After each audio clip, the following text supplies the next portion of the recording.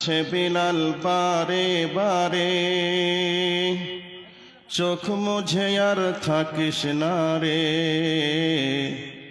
ডাকছে বিলাল বারে বারে, চোখ মুঝে আর থাকিস না রে। ঘুম থেকে তোর নামাজ ভালো, আল্লাহ তাআলার ফরমান। জেগে তোরা ঘুমাস না রে গাফেল মুসলমান। জেগে তোরা ঘুমাস না রে নাদান মুসলমান। জেগে তোরা ঘুমাস না রে অবুঝ মুসলমান। ডাকছে বিলাল বারে বারে, চোখ মুঝে আর থাকিস না রে। ডাকছে বিলাল বারে বারে, চোখ মুঝে আর থাকিস না রে। ঘুম থেকে তোর নামাজ ভালো, আল্লাহ তাআলার ফরমান। জেগে তোরা ঘুমাস না রে গাফিল মুসলমান। জেগে তোরা ঘুমাস না রে নাদান মুসলমান। জেগে তোরা ঘুমাস না রে অবুঝ মুসলমান। আরাম কি আজ হারাম জেনে ইলম নিয়ে রোশ, সব জাতি দেখ তোদের নামে হয়েছে না খোশ। পীরথানের মানত ছাড়ো, মা বোনদেরই পর্দা করো। দুহাত তুলে আল্লাহ বলো, ঘোচাও অপমান। জেগে তোরা ঘুমাস না রে গাফিল মুসলমান। জেগে তোরা ঘুমাস না রে অবুঝ মুসলমান। জেগে তোরা ঘুমাস না রে নাদান মুসলমান। উপস্থিত সম্মানিত চলমান সভার নির্বাচিত সুযোগ্য সভাপতি সাহেব, উপস্থিত আকাশের তারকা সাদৃশ্য উলামায়ে কেরাম, সামনে বসে থাকা ইসলাম পিপাসিত শ্রোতা মণ্ডলী, পর্দার অন্তরালী অবস্থানরতা আমার জননীর জাতিমা ও বোনেরা, সমস্ত রকমের প্রশংসার যিনি মালিক তিনি হলেন আমাদের রব। সেই রবের শেখানো ভাষার মাধ্যমে আমরা প্রশংসা আদায় করি, সকলে বলি আলহামদুলিল্লাহ। তার পরে পরে শান্তি বর্ষিত হোক মহাবিশ্বের মহামানব আশরাফুল আম্বিয়া, মেহবুবে কিবরিয়া নবী মুহাম্মদুর রাসূলুল্লাহ সাল্লাল্লাহু আলাইহি ওয়াসাল্লামের উপর আল্লাহুম্মা আমিন। আজকে এই আলোচনা সভার ধরন অনেকটাই আলাদা। অন্যান্য জায়গায় আলোচনা সভার পরিবেশ আমরা অন্যরকম দেখতে পাই। আলহামদুলিল্লাহ, এখানে আমরা অন্য আরেক রকম দেখতে পাচ্ছি।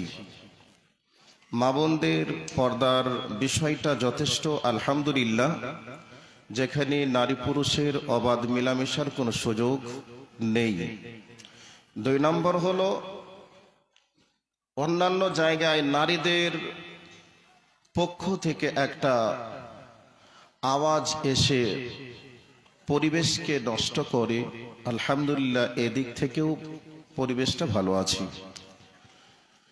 3 নম্বর হলো, জালসার নামে অনেক রকমের দোকান বাজার বসে, সেখানে হুড়াহুড়ি ঠেলাঠেলি গোদাগুতি চলে। তো এখানে কেবলমাত্র খাবারের দোকানই বসতে দেওয়া হয়েছে, অন্য রকমের কোনো দোকান বসতে দেওয়া হয়নি। সেই দিক থেকেও একটু আলাদা। তবে এলাকার মানুষদের কাছে আন্তরিকভাবে অনুরোধ রাখব, আমার শ্রদ্ধেয় উস্তাদ তুল্য যোগ্য ব্যক্তি শেখ মুর্শিদ আলম মাদানী হাফিজাহুল্লাহ একটু আগেই বললেন যে আগামী দিনে আমরা চেষ্টা করব যেন কোনো রকমের দোকান না বসে। আপনারা ওনার কথার সঙ্গে সহমত পোষণ করে আগামী দিন মেলা নামক জিনিসটাকে জালসার নামে চিরতরে বন্ধ করে কোরআন সুন্নাহর আলোকে জালসার আয়োজন হবে। ওনার মনের আকাঙ্ক্ষা, ওনার মনের ইচ্ছা, সঙ্গে সঙ্গে আপনারা এটাকে সহমত পোষণ করে আগামী দিন চেষ্টা করবেন। এটা আপনাদের কাছে আন্তরিকভাবে অনুরোধ দাবি রেখে আজকের বক্তব্যের বিষয়কে দৃষ্টি আকর্ষণ করার চেষ্টা করব ইনশাআল্লাহ। ভাই, এমনি এমনি কোনো জিনিস যদি আমরা পেয়ে যাই, সেই জিনিসকে আমরা মূল্য দিতে চাই না, কিন্তু যেই জিনিসটাকে আমরা অক্লান্ত পরিশ্রমের মাধ্যমে পাই, সেই জিনিসকে আমরা মূল্য দিতে জানি, আমরা সেই জিনিসকে মূল্যায়নও করি। আমরা যে ধর্মের অনুসারী, ধর্মের নাম হলো ইসলাম। এই ধর্ম পৃথিবীর একমাত্র ধর্ম, যেই ধর্মকে আল্লাহ সুবহানাহু ওয়া তাআলা তিনি গ্রহণ করেছেন। আর পৃথিবীর শুরু থেকে এ পর্যন্ত ইসলাম ধর্ম ছিল, আছে, থাকবে। হযরত আদম আলাইহিস সালাতু ওয়াস সালাম থেকে নিয়ে শুরু করে হযরতে নূহ আলাইহিস সালাতু ওয়াস সালাম পর্যন্ত ব্যবধান ছিল 10 শতাব্দী কাল। তো 10 শতাব্দী কালের মিডিলে ইসলাম বাদ দিয়ে পৃথিবীতে কোনো ধর্ম ছিল না। একটাই ধর্ম ছিল, সেই ধর্মের নাম হলো ইসলাম ধর্ম। তো হযরতে নূহ আলাইহিস সালাতু ওয়াস সালামের পর থেকে নিয়ে শুরু করে এ পর্যন্ত আপনি যদি গুগলে সার্চ দেন বর্তমান সময়ে পৃথিবীতে কত ধর্ম আছে, তাহলে গুগল আপনাকে রিপোর্ট দিবে বর্তমানে প্রায় 2000-এরও বেশি পৃথিবীতে ধর্ম আছে। তাহলে 2000-এরও বেশি পৃথিবীতে ধর্ম আছে। এতগুলো ধর্মের ভিতরে আল্লাহর কাছে একমাত্র ধর্ম হলো ইসলাম ধর্ম। বাকি কোনো ধর্মকে আল্লাহ সুবহানাহু ওয়া তাআলা তিনি ধর্ম বলে গ্রহণ করবেন না।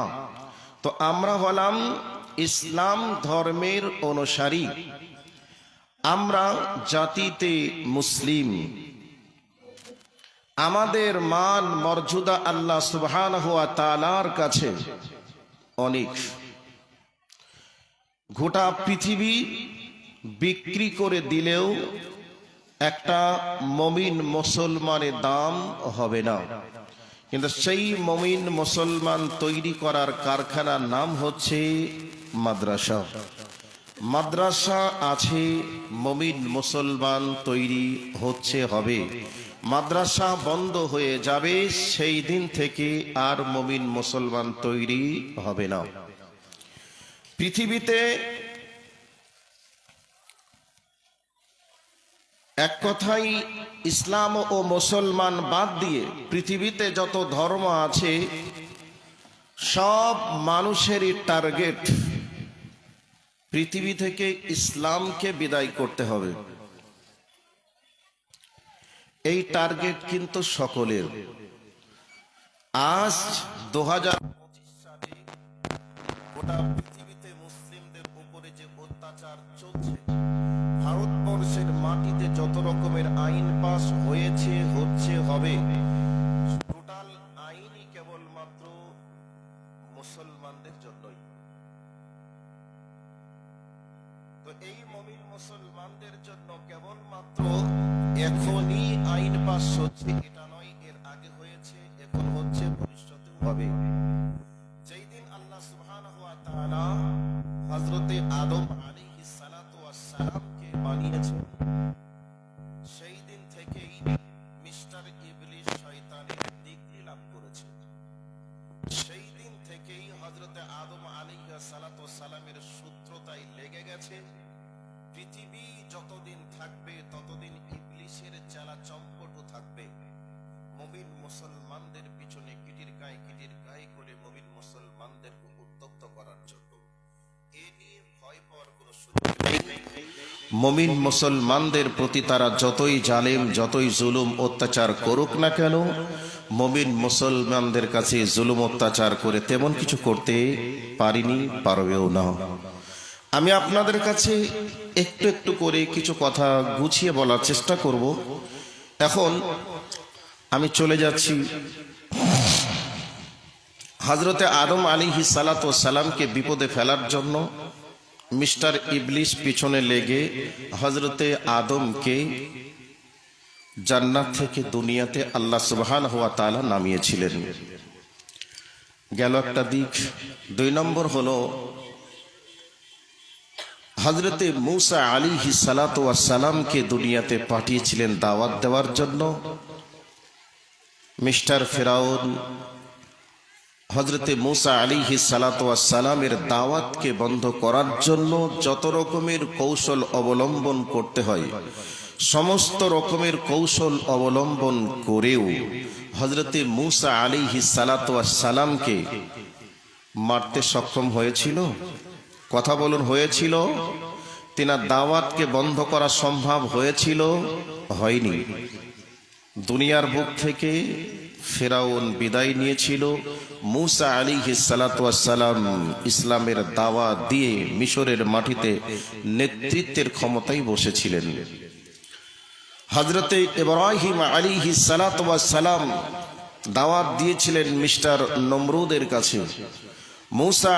হযরতে ইব্রাহিম আলাইহিস সালাতু ওয়াস সালামকে মেরে দেওয়ার জন্য যত রকমের চেষ্টা চালানোর সব রকম চেষ্টা চালিয়েছিল, চেষ্টা চালিয়েও ব্যর্থ হয়েছিল। এরপর নমরুদ যত রকমের চেষ্টা চালিয়ে ইব্রাহিম আলাইহিস সালাতু ওয়াস সালামের দাওয়াতকে বন্ধ করা যায়, যত রকমের চেষ্টা করলে বন্ধ করা যায় তত রকমের চেষ্টা করেছিল, কিন্তু বন্ধ করা সম্ভব হয়নি। বরং ইব্রাহিম আলাইহিস সালাতু ওয়াস সালামের দাওয়াতের প্রভাব পড়েছিল। আর ওই ইব্রাহিম আলাইহিস সালাতু ওয়াস সালাম এবং নমরুদ যে শহরের দাদা ছিল সেই শহরের দাওয়াতের ময়দানে নেতৃত্ব দিয়েছিলেন হযরতে ইব্রাহিম আলাইহিস সালাতু ওয়াস সালাম। এরপর চলে আসি হযরতে নবী মুহাম্মদুর রাসূলুল্লাহ সাল্লাল্লাহু আলাইহি ওয়াসাল্লামের দাওয়াতকে বন্ধ করার জন্য আবু জাহেল থেকে নিয়ে শুরু করে তদানীন্তন সময়ের সুপার পাওয়ারে যারা ক্ষমতায় বসেছিল তারা সকল চেষ্টা সব কিছু প্রয়োগ করেছিল। এর পরেও নবী মুহাম্মদুর রাসূলুল্লাহ সাল্লাল্লাহু আলাইহি ওয়াসাল্লামের একটা লোমকে স্পর্শ করতে পারিনি এবং হযরতে মুহাম্মদুর রাসূলুল্লাহ সাল্লাল্লাহু আলাইহি ওয়াসাল্লামের দাওয়াতকে বন্ধ করার জন্য যে পথ ও পন্থাকে অবলম্বন করতে হয় বা করা যায় সমস্ত রকমের পথ ও পন্থাকে অবলম্বন করার পরেও নবী মুহাম্মদুর রাসূলুল্লাহ সাল্লাল্লাহু আলাইহি ওয়াসাল্লামের দাওয়াতকে বন্ধ করতে পারিনি। সাময়িক নবীজিকে কষ্ট দিয়েছিল, সেই কষ্টের মান মাত্রা অনেক বেশি। এর পরেও পৃথিবীতে তারা টিকতে পারেনি। ওই মক্কার মাটিতে নবী মুহাম্মদুর রাসূলুল্লাহ সাল্লাল্লাহু আলাইহি ওয়াসাল্লামকে আল্লাহ সুবহানাহু ওয়া তাআলা तमाम পৃথিবীর নেতা বানিয়ে মক্কার মাটিতে চেয়ারে বসিয়ে দেওয়ার সুযোগ দান করেছিলেন। সম্মানিত উপস্থিতি, আজকে এটার নাম ভারতবর্ষ। এই ভারতবর্ষে মুসলমানরা একটানা 800 বছর নয় 1100 বছর রাজত্ব করেছিল। এই ভারতবর্ষের মাটিতে 1100 বছর রাজত্ব করার পরে এই ভারতবর্ষ থেকে মুসলমানদের কাছ থেকে রাজত্ব ছিনিয়ে নিয়েছিল ইংরেজরা। 200 বছর শাসন করার পরে এই ভারতবর্ষের দায়িত্ব হাতে এসেছে দাদাদের হাতে। ওই দাদারা এখন ক্ষমতায় বসেছে কত বছর? মোটামুটি ধরে নেন 60 থেকে 70 বছর। এই 60 থেকে 70 বছর ক্ষমতায় এসে মুসলমানদের উপরে যে নির্যাতন চালিয়েছে, যেভাবে আজও চালাচ্ছে, এভাবে ভারতবর্ষের মাটি থেকে যদি কিয়ামত পর্যন্ত নির্যাতন চালায়, এরপরেও ভারতবর্ষের মাটি থেকে তারা মুসলমানদেরকে বিদায় করতে পারেনি ইংরেজরাও, এরাও পারবে না, পারছে না, কিয়ামত পর্যন্ত পারবে না, একথাই চির সত্য কথা। সম্মানিত উপস্থিতি, আমি একটা পয়েন্ট দিয়ে মেন পয়েন্টের দিকে যাব। ইংরেজরা এই ভারতবর্ষের বুকে মুসলমানদেরকে বলেছিল, হে মুসলমান, তোমরা যদি বাঁচতে চাও তাহলে কোরআন ছাড়ো, আর যদি তোমরা বাঁচতে না চাও তাহলে তোমাদেরকে এই অবস্থায় দুনিয়ার বুক থেকে বিদায় করে দেওয়া হবে। শুলিতে চাপিয়ে ফাঁসের মঞ্চে ঝুলিয়ে তোমাদের বুকে আমদাইয়ের আঘাত করে ডেগারের খোঁচা মেরে তোমাদের বুককে ক্ষতবিক্ষত করে দুনিয়ার বুক থেকে বিদায় করে দেওয়া হবে। সেই সময় তদানীন্তন সময়ের মুসলমানরা বলেছিলেন, বাঁচতে যদি হয় কোরআন নিয়েই বাঁচবো, মরতে যদি হয় কোরআন নিয়েই মরবো। যেদিন আমরা মরবো সেদিন আমাদের সামনে, আমাদের পিছনে কোনোদিন গুলি লাগবে না, লাগলে আমাদের গুলিটা আমাদের সামনে লাগবে, কারণ আমরা মুমিন মুসলমান কোনোদিন পিছন ঘুরে পালিয়ে যাই না। ইসলামের জন্য যদি জীবন দিতে হয় ইসলামের জন্যই দিব, বাঁচতে যদি হয় ইসলামকে নিয়েই বাঁচবো। একথা ভারতবর্ষের তদানীন্তন সময়ের ওলামায়ে কেরামেরা বলেছিলেন এবং মুসলমানরা বলেছিলেন, শির দাঁড়া উঁচু করে কথা বলেছিলেন। আজকেও ভারতবর্ষের মাটিতে দিন রাত মুসলমানদের উপরে টর্চার চালাচ্ছে, এরপরেও আলেম ওলামারা দিন রাত বলছে, ভারতবর্ষ থেকে মুমিন মুসলমানদেরকে তোমরা যতই চেষ্টা করো, মুমিন মুসলমানদেরকে তোমরা মেরে বিদায় করতে পারবে না, আর জোর করে তোমরা জয় শ্রীরাম বলিয়ে নিয়ে একটা মুসলমানকে তোমরা কোনোদিন বলিয়ে নিতে পারবে না যে আজ থেকে ইসলাম ত্যাগ করে তোমাদের আদর্শ গ্রহণ করলাম। এইরকম ক্ষমতা তোমাদের নেই। একটা মুসলমান তোমাদের ভয়ে, মারের ভয়ে, জেলের ভয়ে ইসলাম ধর্ম ত্যাগ করে তোমাদের ধর্ম গ্রহণ করতে পারে। আজকে সোশ্যাল মিডিয়ায় আপনারা দেখছেন এরকম ঘটনা আপনাদের নজরে পড়েছে, আশা করি পড়িনি, পড়বেও না। তারপরে এই ভারতবর্ষের মাটিতে মুসলমানদেরকে ইংরেজরা বলেছিল যে তোমরা যদি এই ভারতবর্ষেই একটা কাঁচা মসজিদ বানাও তাহলে তোমাদেরকে ট্যাক্স দিতে হবে 25 পয়সা। তারপরে যদি ওই মসজিদটাকে পাকা তৈরি করো তাহলে ওই পাকা মসজিদের ট্যাক্স তোমাদেরকে মাসে ট্যাক্স দিতে হবে 1 টাকা। 1 টাকা ট্যাক্স দিলে সেই সময় কয়েক কিলো, প্রায় 35 থেকে 40 কিলো চাউল হতো, আর ওই সময় চালের এত খাদ্যের অভাব ছিল। এরপরেও মুসলমানরা বলেছিলেন যে আমরা ট্যাক্স দিয়ে হলেও আমরা মসজিদ তৈরি করব, আর ওই মসজিদে আমরা সালাত আদায় করব। এরপরেও আমরা মসজিদ থেকে দূরে যাব না, আমরা মসজিদ থেকে বঞ্চিত হব না। এরপরে বলা হয়েছিল তোমাদের মুখে যদি দাড়ি রাখতে হয় তোমাদেরকে ট্যাক্স দিয়ে দাড়ি রাখতে হবে, এরপরেও তোমাদেরকে দাড়ি রাখতে আমরা দেব না যদি ট্যাক্স না দাও। মুমিন মুসলমানরা বলেছিলেন রাসূলের সুন্নাত রাখার জন্য প্রয়োজন হলে ট্যাক্স দিয়েই আমরা রাসূলের সুন্নতকে মুখে রাখবো।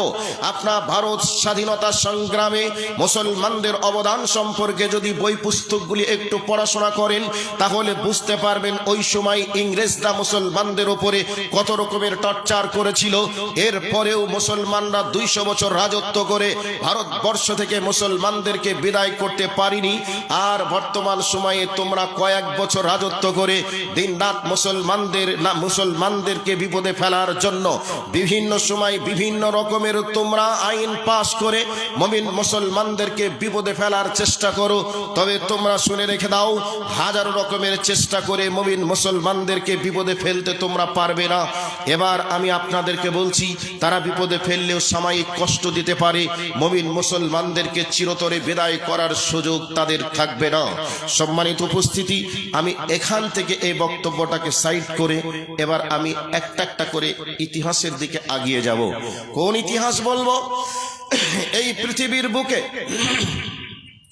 নবী মুহাম্মদুর রাসূলুল্লাহ সাল্লাল্লাহু আলাইহি ওয়াসাল্লাম যতদিন পর্যন্ত নবী না হয়েছে ততদিন পর্যন্ত তিনার নাম ছিল আল আমিন, সত্যবাদী, পর উপকারী। এই ধরনের নামে তিনাকে ডাকা হতো। এরপরে নবী মুহাম্মদুর রাসূলুল্লাহ সাল্লাল্লাহু আলাইহি ওয়াসাল্লাম যখন আল্লাহ পাকের পক্ষ থেকে নবীর দাওয়াত, নবীর ডিউটি পেলেন, দায়িত্ব পেলেন, মানুষজনের কাছে তৌহিদের দাওয়াত যখন শুরু করলেন, এই অবস্থায় মক্কার কুফারে কুরাইশরা নবীজির সূত্র হয়ে গেল। এমন সূত্র হয়ে গেল, নবীজির উপরে এমন অত্যাচার করলো, যেই অত্যাচারের কথা ভাষাতে এবং কলমে লিখে প্রকাশ করা সম্ভব হবে না। এই অবস্থায় আবু তালিবকে নবী মুহাম্মদুর রাসূলুল্লাহ সাল্লাল্লাহু আলাইহি ওয়াসাল্লামের জন্য বলা হলো, আবু তালিব, তুমি আমাদের সম্মানিত ব্যক্তি, তোমাকে আমরা সম্মান করি, তুমি আমাদের নেতা, অতএব তোমাকে বলছি, হয় মুহাম্মদকে বলে দাও দাওয়াত বন্ধ করে দাও, আর তা যদি না হয় মুহাম্মদকে এই মক্কার মাটি ছেড়ে অন্য কোথাও চলে যেতে বলো, আর তা যদি না হয় মুহাম্মদকে আমাদের হাতে তুলে দাও, তার হাড় হাড্ডি পর্যন্ত পিস পিস করে দিব, আলাদা করে দিব। এরপরেও নবী মুহাম্মদুর রাসূলুল্লাহ সাল্লাল্লাহু আলাইহি ওয়াসাল্লামকে এই মক্কার মাটিতে দ্বীনের দাওয়াত দিতে দিব না। আবু তালিব জনগণের চাপে মাঝে মধ্যে বিরক্ত হয়ে নবীজিকে বলতেন, মুহাম্মদ, তোমার পরিণাম খুব একটা ভালো হবে না, তুমি কি এই ধর্ম থেকে সরে আসতে চাও না সরে আসতে চাও না? নবীজি বলেছিলেন না। আবু তালিব তেনাকে সাহস দিয়েছিলেন, পাশে ছিলেন। এরপরেও আপনাদেরকে একটা দৃষ্টান্ত স্বরূপ ঘটনা শোনাচ্ছি। আল্লাহর নবী সাল্লাল্লাহু আলাইহি ওয়াসাল্লাম এবং নবীজিকে সেই সময় যতজন মানুষ বিশ্বাস করে ঈমান এনেছিল, তাদের অনেকেই নবী সাল্লাল্লাহু আলাইহি ওয়াসাল্লামকে মক্কার মুশরিকরা বয়কট করলো, একঘরে করে দিল, জেলখানায় বন্দী করে দিল। একদিনের জন্য নয়, 3 বছরের জন্য। নবীজির অপরাধ কি ছিল? বাঁচাতে চেয়েছিলেন পথহারা মানুষগুলিকে, পথ দেখিয়ে জান্নাতে নিয়ে আসতে চেয়েছিলেন। এই অপরাধে নবীজি থেকে নিয়ে শুরু করে যারা ঈমান এনেছিল সকলকেই বয়কট করলো। কিভাবে?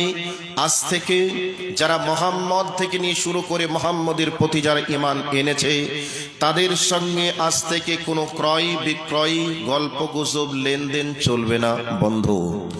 আজ থেকে মুহাম্মদ থেকে নিয়ে শুরু করে মুহাম্মদের প্রতি যারা ঈমান এনেছে, তাদের সঙ্গে কারোর ছেলে মেয়ের বিবাহ দেওয়া চলবে না, আজ থেকে বন্ধ। নানান রকমের আইন পাশ করলো। করার পরে নবীজি এবং নবীজির সঙ্গে যারা ঈমান এনেছিলেন তাদেরকে সেবে আবি তালিব জেলখানার মধ্যে বন্দী করা হলো।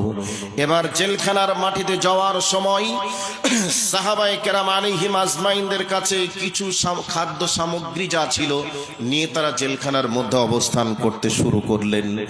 এই করে করে জেলখানার মাটিতে অবস্থান করতে করতে তিনাদের কাছে যা খাদ্য খাবার ছিল, খাদ্য খাবারগুলি খেতে খেতে খেতে খেতে খাদ্য খাবারগুলি যখন শেষ হয়ে গেল, ফুরিয়ে গেল, এবার ক্রয় বিক্রয় বন্ধ হয়ে আছে। কোনো মানুষের সঙ্গে কোনো মানুষের গল্প গুজব, লেনদেন চলবে না।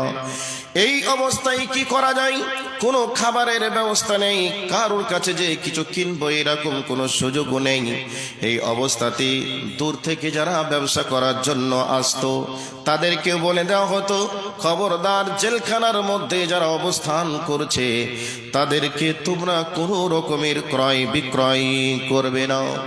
এবার মাঝে মধ্যে যদি ক্রয় বিক্রয় হয়েও যেত, পরে কোনে খবর পেলে চড়া দামে বিক্রি করে দিত, যাতে করে জেলখানার মানুষেরা কিনে না খেতে পায়। তাদের উদ্দেশ্য ছিল এটাই, পেটের জ্বালা বড় জ্বালা, পেটের যন্ত্রণা বড় যন্ত্রণা। ক্ষুধা যখন লেগে যাবে, মুহাম্মদের প্রতি তারা বিরক্ত হয়ে মুহাম্মদের ধর্ম ত্যাগ করে আমাদের বাপ দাদার ধর্মে ফিরে আসবে। এই ভাবনা চিন্তায় খাদ্যর একবারে সংকট ঘটিয়ে দিল। এই করে করে যাদের সঙ্গে যাদের আত্মীয়তা ছিল মাঝে মধ্যে হয়তো চুরি চুরি করে কিছু খাবার দিত। এই করে করে দিন যায় রাত আসে, রাত যায় দিন আসে, এই করে করে করে করে খাবার যখন আর পায় না, খাবার শেষ হয়ে গেল। এই অবস্থায় জেলখানার মধ্যে যে সমস্ত মুমিন মুসলমানরা আত্মগোপন করেছে, ওই মুমিন মুসলমানগুলি খাজুরের আটিগুলি চিবিয়ে চিবিয়ে খেতে শুরু করেছে। যখন খাজুরের আটিও শেষ হয়ে গেল, এবার ওই জেলখানার চতুর্দিকে যে সমস্ত খাজুরের গাছ ছিল, ওই খাজুর গাছের পাতাগুলি চিবিয়ে চিবিয়ে খেয়ে খেয়ে তারা ছাগলের মতো করে পায়খানা করতে শুরু করলো। কত নির্যাতন চলতে শুরু হলো। এই করে করে খাবার যখন শেষ হয়ে গেল, খাজুরের পাতা আটি যখন শেষ হয়ে গেল, এই অবস্থায় জেলখানাবাসীরা এমন করুণ সুরে কান্না করে, জেলখানার বাইরে থেকেও মানুষেরা শুনতে পেত। এটা সেই সেবে আবি তালেব জেলখানার মানুষের কণ্ঠের কান্নার আওয়াজ। এইভাবে দিন যায় রাত আসে, রাত যায় দিন আসে। এই করে করে বেশ যখন কিছুদিন পার হয়ে গেল, এই অবস্থায় মানুষজনের মনের ভিতরে একটু ভাবনা চিন্তা শুরু হলো। এক নয় দুই নয়, প্রায় 3 বছর হতে চলল। এরপরেও কোনো মানুষ তো মুহাম্মদের প্রতি বিরক্ত হয়ে রাতের অন্ধকারে কেউ তো পালিয়ে কোনোদিন আসলো না, এবং বিরক্ত হয়ে এক অপরকে কেউ যেন হত্যা করতে এ পর্যন্ত আসলো না। তাহলে কি করা যায়?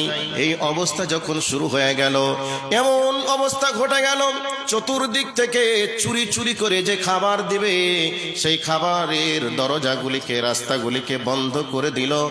আর যখন কোনো খাবার আসলো না, পানিও আসলো না, জেলখানার ভিতরে অনেক মা আছে, ওই মায়ের গর্ভে সন্তান ছিল, গর্ভের সন্তানগুলি মায়ের পেটে যদি খাবার না থাকে, বাচ্চাগুলি এমনি এমনি নষ্ট হয়ে যাবে। আর যে সমস্ত মায়ের কোলে বাচ্চা ছিল, মায়ের পেটে যদি খাবার না থাকে, মায়ের বুকে কি করে দুধ আসবে? কোনোভাবেই খাবার পাবে না। বাচ্চারা মায়ের স্তরের দুধ না পান করতে পেরে এমন কান্না করত, মানুষজন তো বুঝতো এটা জেলখানার মানুষের কান্নার আওয়াজ। একদিন দুই দিন করতে করতে কান্না করতে করতে বিরক্ত হয়ে নিশ্চয় একদিন মুহাম্মদের ধর্ম ত্যাগ করে আমাদের বাপ দাদার ধর্মে চলে আসবে। এই রকম সিচুয়েশন শুরু হয়ে গেল। আর এদিকে আর একটা ছোট্ট করে ঘটনা শুনিয়ে দিই, যার নাম আবু তালেব। আবু তালেবের একটা ছেলের নাম ছিল হযরতে আলী রাদিয়াল্লাহু তাআলা আনহু। হযরতে আলী এবং নবী মুহাম্মদুর রাসূলুল্লাহ সাল্লাল্লাহু আলাইহি ওয়াসাল্লামের জন্য আবু তালেব নিজেই বিছানা তৈরি করত। সন্ধ্যা রাত্রিতে কোন জায়গায় মোহাম্মদ ঘুমায় আর কোন জায়গায় আলী ঘুমায়, এটা মানুষ দেখবে, এই জন্য দুই বিছানা দুই জায়গায় করে দিত। এবার রাত যখন গভীর হয়ে যেত, তখন হযরতে আলীকে নবীজির বিছানায় দিত, আর নবীজিকে হযরতে আলীর বিছানাতে দিয়ে দিত। তার ধারণা যে কেউ যদি সূত্রতা করে, দূর থেকে যদি দেখে নেয় মোহাম্মদ কোন জায়গায় ঘুমায় আর আলী কোন জায়গায় ঘুমায়, তাহলে রাতের অন্ধকারে এসে আলী যে জায়গায় ঘুমাবে ওই জায়গায় তারা এসে রাতের অন্ধকারে আক্রমণ করবে, এই ভাবনা চিন্তা। আর মোহাম্মদ যে জায়গায় ঘুমাবে সেই জায়গায় এসে আক্রমণ করবে, এই ভয়ে হযরতে আবু তালেব বিছানাটাকে আলাদা করে দিতেন, চেঞ্জ করে দিতেন, যে রাতের অন্ধকারে যদি এসে যায় আলীর বিছানাতে এসে আক্রমণ করবে, তাহলে আলীর বিছানাতে আক্রমণ করলে এই অবস্থায় আলী মারা যাবে, এই ভাবনা চিন্তা তার ভিতরে ছিল। কিন্তু ওই অবস্থায় বিছানাটাকে চেঞ্জ করে দিয়ে এটা তার ধারণা ছিল যে মোহাম্মদকে আক্রমণ করতে এসে যদি তারা আসে রাতের অন্ধকারে, আর কেউ যদি বলে দেয়, এই রকম গোপন সূত্রে যোগাযোগ করে যদি বলে দেয় আর কেউ যদি দেখে নেয়, তাহলে তারা দেখে নেক আলী কোন জায়গায় ঘুমায় আর মোহাম্মদ কোন জায়গায় ঘুমায়, রাতে চেঞ্জ করে দিত, এই জন্য যাতে করে আলীকে আলীর জায়গায় ঘুমালে আলীর জায়গায় আক্রমণ করলে কমপক্ষে মোহাম্মদ দুনিয়ার বুকে বেঁচে যাবে, আর আমার ছেলে আলী দুনিয়ার বুক থেকে বিদায় নিবে, আলীর জীবনের বিনিময়ে আমার ভাতিজা মোহাম্মদ বেঁচে থাকবে। এই রকম চিন্তা ভাবনায় সন্ধ্যায় এক বিছানায় আর রাতের অন্ধকারে আর এক বিছানায়, এই রকম ভাবনা চিন্তা করে করে করে করে হযরতে আবু তালিব আল্লাহর নবীকে এবং আলীকে 3টা বছর ধরে জেলখানার মধ্যে এইভাবে জীবন যাপন করিয়েছিলেন। আমার ভাই, আমার বন্ধুরাম, রাখে আল্লাহ, মারে কে? মারে আল্লাহ, রাখে কে? এই করে করে 3 বছর যখন হয়ে গেল, একজন ব্যক্তি আর রহিকুল মাকতুমের ভিতরে এসেছে। একজন ব্যক্তির মনের ভিতরে দয়া হলো, মায়া হলো, যার নাম হযরতে জুহাইর। ওই জুহাইর তখনও পর্যন্ত ইসলাম কবুল করেনি। ওই জুহাইর এবার মনে মনে ভাবলো, আহারে, এই মক্কার মানুষেরা এত অত্যাচার করছে, যারা মুহাম্মদের প্রতি ঈমান এনেছে, ওই মানুষগুলি তো কোনোদিন নারী নির্যাতনের কাজ করেনি, চুরিও করে না, ডাকাতিও করে না, ব্যভিচারও করে না, জুলুম অত্যাচারও করে না। এরপরে ওই লোকগুলির সঙ্গে এরকম দুর্ব্যবহার কেন করা হচ্ছে, কেন করা হবে? এই ভাবনা চিন্তায় তার মনের ভিতরে যেন একটা দ্বিধাদ্বন্দ্ব কাজ করতে লাগলো। এক পর্যায়ে বিশ্বনবী জনাবে মুহাম্মদুর রাসূলুল্লাহ সাল্লাল্লাহু আলাইহি ওয়াসাল্লামের ভালোবাসা তার অন্তরে জায়গা করে নিল। এবার জুহাইর তার নিকটের এক বন্ধুর কাছে গিয়ে বলছে, ও ভাই, তুমি শোনো, আজকে মক্কার মানুষেরা এই মানুষগুলোর সঙ্গে যেভাবে দুর্ব্যবহার করে, আমরা মানুষ হয়ে কেমন করে এগুলিকে মেনে নিতে পারি? জুহাইরের বন্ধু বলছে, ভাই, এত বড় শক্তির সামনে আমি কি করে কথা বলতে পারি? প্রচন্ড শক্তির অধিকারী যারা, তারাই তো মুহাম্মদ থেকে নিয়ে শুরু করে ঈমানদের বিরুদ্ধে আজকে তারা অবস্থান করেছে। তো আমরা এত বড় শক্তির সামনে কেমন করে দাঁড়িয়ে কথা বলতে পারি? এই অবস্থায় জুহাইরের বন্ধুটা বলছে, ভাই, এখানে তুমি একা নও, আমি আছি তোমার সঙ্গে। এই করে করে এবার নিকটের বন্ধু এর বন্ধু ওর বন্ধু করে 9 জনের একটা টিম হয়ে গেল।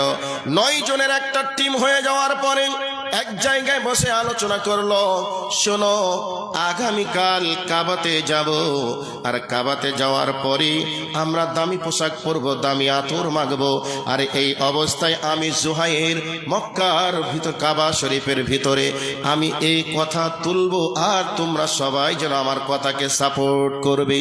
এই অবস্থা যখন শুরু হয়ে যাবে, বাদ প্রতিবাদ হবে, তোমরা আমরা আমার পক্ষে সকলে তোমরা যেন সমর্থন জানাবে।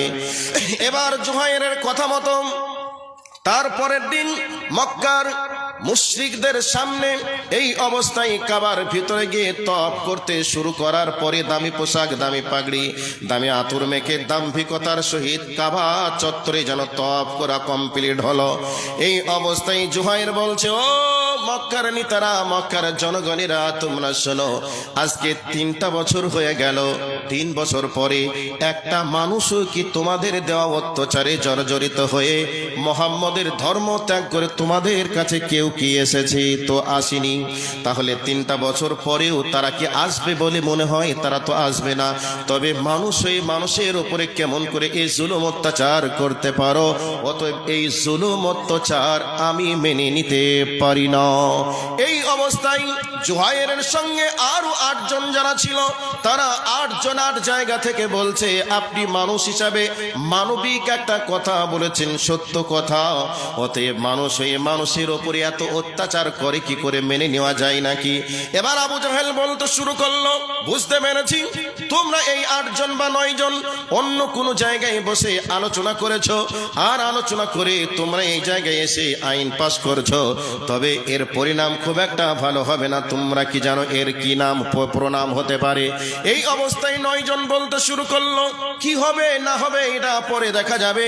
মানুষ হয়ে মানুষকে কি করে কষ্ট দিতে পারে? তোমরা যখন এই আইন পাস করেছিলে, তো আমাদেরকে নিয়ে কি করেছিলে আমরা তো জানি না। অতএব আমরা যদি জানতাম, সেদিনেই আমরা বাধা প্রদান করতাম। মানুষ হয়ে এটা আবার কেমন করে করতে পারে? এই কথা চলছে, একবারে বাজার গরম হয়ে গেছে, কাবা শরীফ উত্তপ্ত হয়ে গেছে। বাদ প্রতিবাদ চলতে চলতে আল্লাহ রাব্বুল আলামিন হযরতে জিবরাইলের মাধ্যমে আল্লাহর নবীকে জানিয়ে দিলেন, ও মুহাম্মদ, মক্কার মাটি গরম হয়ে গেছে, কাবা শরীফে একবারে তোলপাড় চলছে। তোমার কাছে আমি একটা ইনসাফপূর্ণ কথা দিয়ে তোমার কাছে আমি জিবরাইলকে পাঠিয়ে দিলাম, আর এই খবরটা তুমি তোমার চাচাকে দিয়ে কাবা ঘরে পাঠিয়ে দাও। এই অবস্থায় আল্লাহর নবী আবু তালেবকে বলছেন, চাচা, মক্কা গরম হয়ে গেছে, কাবার মাটি উত্তপ্ত হয়ে গেছে, অতএব আপনি চলে যান 3 বছর পূর্বে যারা আমাদের জন্য সংবিধান তৈরি করে আমাদের জন্য নিষেধাজ্ঞা জারি করে কাবার দেওয়ালে যেটা টাঙানো ছিল, ওই টাঙানো যে জায়গা আছে ওই জায়গাটা দেখবেন যে জায়গায় আল্লাহ লেখা আছে আর যে জায়গায় মোহাম্মদের নাম লেখা আছে ওই জায়গাটা অবশিষ্ট আছে। আর বাকি যা কিছু লেখা ছিল আল্লাহ রাব্বুল আলামিন আসমান থেকে একটা পোকা পাঠিয়ে দিয়ে সব খেয়ে বিদায় জানিয়ে দিয়েছে আল্লাহ আর মোহাম্মদ নামটা লেখা আছে। আর আপনি গিয়ে বলবেন আমার ভাতিজার পক্ষ থেকে একটা কথা নিয়ে এসেছি, ওই কথাটা যদি সত্য হয় তাহলে আমি আমার ভাতিজার পক্ষে ছিলাম, পক্ষে থাকব। আর আমার ভাতিজার কথা যদি মিথ্যা হয় তাহলে শুনে রেখে দাও, আমার ভাতিজাকে তোমাদের হাতে আমি সমর্পণ করে দিব, তোমরা মেরে দিবে, কেটে দিবে, টুকরা টুকরা করে দিবে, আমার কোনো দুঃখ থাকবে না। মক্কার মানুষজন বলতে শুরু করলাম, আবু তালিব তুমি দামি কথা বলেছ, তুমি কি প্রস্তাব পেশ করছো তুমি এবার বলে দাও। এই অবস্থায় আবু তালিব বলছেন 3 বছর হয়ে গেল, যারা মোহাম্মদকে বিশ্বাস করে তারা তো কাবাতে আসেনি, সবাই জেলখানার মাটিতে। অতএব আমার ভাতিজা মোহাম্মদ বলে দিয়েছে যে আসমান থেকে একটা পোকা এসে তোমাদের যে সংবিধান নিষেধাজ্ঞা জারি করা হয়েছিল ওটাকে আসমান থেকে একটা পোকা এসে সব খেয়ে বিদায় করে দিয়েছে, কিন্তু কেবলমাত্র আল্লাহ এবং মোহাম্মদ নাম লেখা আছে ওই জায়গাটা অবশিষ্ট আছে। যেটা লেখা আছে ওইটা তোমরা জনসম্মুখে একটু খুলে দেখাও, সেটা একবার জনগণ চোখে দেখুক। যদি জনগণ সচক্ষে দেখে মোহাম্মদের কথা সত্য আছে তাহলে মোহাম্মদকে আজ থেকে জেলখানার মাটি থেকে স্বাধীন করে দিতে হবে। আর যদি মোহাম্মদের দাবি সত্য না হয়, ভুল হয়, তাহলে মোহাম্মদকে আমাদের হাতে তুলে দিতে হবে। আমি তুলে দিব। এবার দেখো, এবার জনগণ বলে নিলাম সত্যি চমৎকার কথা, 3 বছর হয়ে গেল তারা তো কেউ আসেনি, আর এই জায়গাতে এসে সেটা কেটে টুকরা টুকরা করে দিবে, এটা তো করার সুযোগও কারণ নেই। তো মোহাম্মদ 3 বছর পরে যে কথাটা বলেছে, কথা যদি সত্য হয় মোহাম্মদকে ছেড়ে দিতে হবে, আর যদি সত্য না হয় তাহলে মোহাম্মদকে আমাদের হাতে তুলে দিবে। খুব দামি কথা বলেছে। জনগণ চাতক পাখির মতো চেয়ে আছে। এবার কাবা শরীফের ভিতরে যখনই ওই সংবিধানটা নামানো হলো, সঙ্গে সঙ্গে নামানোর পরে মানুষ সচক্ষে দেখে নিল মোহাম্মদ যে কথা বলেছে কথা সত্য বলেছে। এই অবস্থায় মানুষজন বলে নিলাম তাহলে মোহাম্মদ থেকে নিয়ে শুরু করে যে সমস্ত মানুষেরা আজকে জেলখানার মধ্যে রয়েছে সকলকে স্বাধীন করে দিতে হবে, সকলকে আজাদ করে দিতে হবে, আর মানুষ হয়ে মানুষের উপরে অত্যাচার করা যাবে না। তারপরে এবার স্বাধীন করে দিল। স্বাধীন করে দেওয়ার পরে মক্কার মানুষেরা যে মোহাম্মদকে এবার দিন প্রচার করতে দেবে এমনটা তো আর চলে না। এই অবস্থায় হিজরতের প্রেক্ষাপট এসেছে, অনেক লম্বা ঘটনা।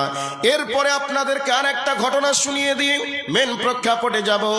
তাহলে শুনে নিলেন নবীজি মুহাম্মদুর রাসূলুল্লাহ সাল্লাল্লাহু আলাইহি ওয়াসাল্লাম ইসলামের জন্য কত কষ্ট করেছিলেন, আর বেঈমানরা ইসলাম এবং মুসলমানদেরকে মিটিয়ে দেওয়ার জন্য কত জঘন্য আইন পাশ করেছিল। এরপরে ইসলাম এবং মুসলমানকে তদানীন্তন সময়েও ইসলামকে বিদায় করতে পারেনি, এবং আজ ভারতবর্ষের মাটিতে যত রকমের আইন পাশ করছে সব আইন ইসলাম এবং মুসলমানের জন্য। যত আইন পাশ করছে বিপদে ঘুরে তারাই পড়ছে। এই অবস্থায় মুসলমানদেরকে বিদায় করার কেউ নেই। মুসলমানদের সঙ্গে একজন আছেন, তিনি হলেন আল্লাহ। আর সেই